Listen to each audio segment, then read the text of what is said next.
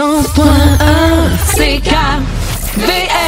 Vous écoutez ici Valérie avec toujours Valérie Gendron derrière le microphone. Et là, je suis accompagnée de Maryse Trampe, sexologue d'Option Sexologie. Bonjour Maryse. Bonjour. Ça va bien? Ben oui, toi? Aujourd'hui, j'aime beaucoup ton sujet, sexualité et vieillissement. On a l'impression que lorsqu'on devient plus âgé, il n'y a plus de sexualité, mais il peut en avoir. Je me trompe pas en disant ça. Oui, bien sûr. Donc, la sexualité, c'est important de la redéfinir parce que souvent, sexualité, ça équivaut à relation sexuelle, mais il faut comprendre que c'est une partie intégrante de la vie, peu importe l'âge, l'état physique ou l'état cognitif de la personne. En gros, ça comprend une variété d'activités. Fait que c'est sûr qu'on peut penser au toucher, on peut penser à l'attirance, la sexualité seule, comme la masturbation, et on peut penser aussi au fantasme, au désir, à l'attirance. Les marques d'affection aussi, on peut considérer ça dans la sexualité. Même la séduction, les regards. Oui. Donc, comment les personnes âgées, est-ce qu'il y a des statistiques qui démontrent si ils ont encore une sexualité active?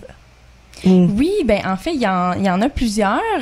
C'est sûr que, dans le fond, ça décline avec l'âge. Le désir sexuel, c'est sûr...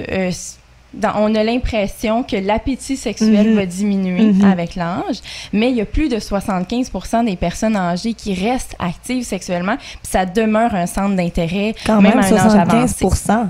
Oui. C'est quand même un gros pourcentage. Exactement.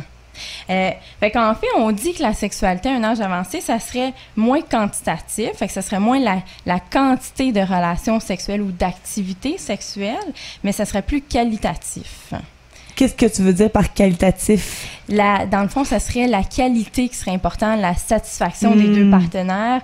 Et non la quantité. Exactement, oui. On dit même que c'est moins génital et c'est plus érotique. OK. Oui. Puis par érotique, on parle plus là, de toucher, de séduction. Sensualité. Comme si le charme, ça va pas changer avec l'âge. Le charme, ça reste, dans le fond, quelque chose qui est très important. Ouais. Et là, qu'est-ce qu'il y a d'autre à savoir sur la sexualité et le vieillissement? En fait, c'est sûr qu'il y a des changements physiologiques qui sont présents, mais c'est quelque chose qui est tabou, qu'on parle peu. Fait que les personnes âgées qui sont moins au courant de qu'est-ce qui se passe dans leur corps vont penser que ces changements-là sont plus pathologiques. Mais en fait, c'est seulement l'évolution corporelle.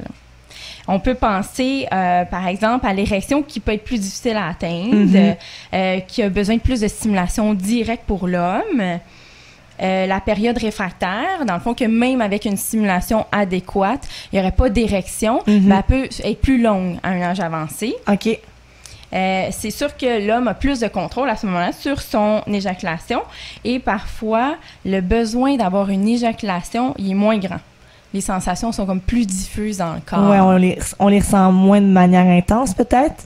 Oui, dans le fond, si on a un désir sexuel, on ne veut pas nécessairement l'actualiser. Fait qu'avoir une relation sexuelle due à notre désir. Et au niveau de la femme, quels sont les changements physiques? La femme, c'est l'hormone l'estrogène qui va diminuer. Dans le fond, il peut y avoir beaucoup de fatigue, insomnie qui peut affecter la sexualité. Au niveau, dans le fond, du vagin, il y a un amincissement des parois utérines et vaginales. Fait qu'à ce moment-là, c'est la réduction de la longueur et de la largeur du vagin. Est-ce que ça peut occasionner plus de douleur lors des relations sexuelles? Oui, c'est sûr. Dans le fond, c'est bien de mettre du lubrifiant, mais il y a aussi la prise d'estrogène là, qui peut diminuer ces impacts-là au niveau de la sexualité. Fait que dans le fond, ça amène la diminution de la lubrification vaginale due à l'estrogène qui va diminuer. Est-ce que c'est recommandé pour les personnes âgées de prendre des médicaments qui vont venir aider, augmenter comme le Viagra, ou c'est plutôt déconseillé? Ben, ça dépend de la personne. Tout dépendamment de l'état de santé. Mais aussi, il faut savoir que le Viagra, si la personne a un problème au niveau du désir sexuel, le Viagra ne va pas fonctionner parce que le désir doit être présent pour qu'ensuite la réaction physiologique soit cohérente. Puis le désir, c'est plus intellectuel. Je pense pas qu'il y a de médicaments qui peuvent venir déclencher ça, non? Exactement. Oui. Puis il faut voir aussi avec les problèmes là, au niveau de la santé, tout ça. Puis il faut savoir aussi pour la femme, quelque chose de positif, c'est que le clitoris ne perd pas de ses capacités. OK. Oui. Fait que c'est sûr que le plaisir est encore là, puis il y a tout encore part la capacité. En plus du clitoris, donc c'est bien. Exact. Fait que la femme peut avoir plusieurs orgasmes là, à un âge avancé comme plus jeune. Et si, est-ce que c'est difficile pour certaines personnes âgées d'accepter qu'ils n'ont plus de désir sexuel?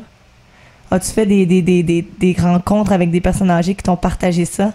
Bien, en fait, je dirais que c'est plutôt le contraire. C'est difficile d'accepter qu'on a toujours un désir sexuel parce que la sexualité à un âge avancé est tabou. Fait que c'est comme si les perceptions collectives des personnes de l'entourage qui pensent qu'il y aurait une retraite sexuelle, ben ça peut affecter la perception de la personne qu'elle se perçoit plus comme un être sexué, qui a le droit d'avoir de la sexualité. Donc, il faudrait un peu éliminer tous ces stéréotypes-là que les personnes âgées n'ont plus de vie sexuelle. Exactement. Parce qu'ils l'ont encore la plupart du temps. Ouais, c'est une fausse perception qu'on a dans la société, dans le fond. Oui, parce que c'est sûr que pour nous, la sexualité, c'est des personnes qui sont désirables. On voit beaucoup la pornographie. Fait que c'est sûr que les personnes âgées, ils vont moins se reconnaître là, dans ces images. Vraiment, dans ces personnes-là, effectivement. Mais merci beaucoup, Marie. C'était très intéressant. Ben, de rien. On s'en va en musique avec Thérapie Taxi. 100.1 CKVL. Vous écoutez ici Valérie avec toujours Valérie Gendron derrière le microphone. Et là, je suis accompagnée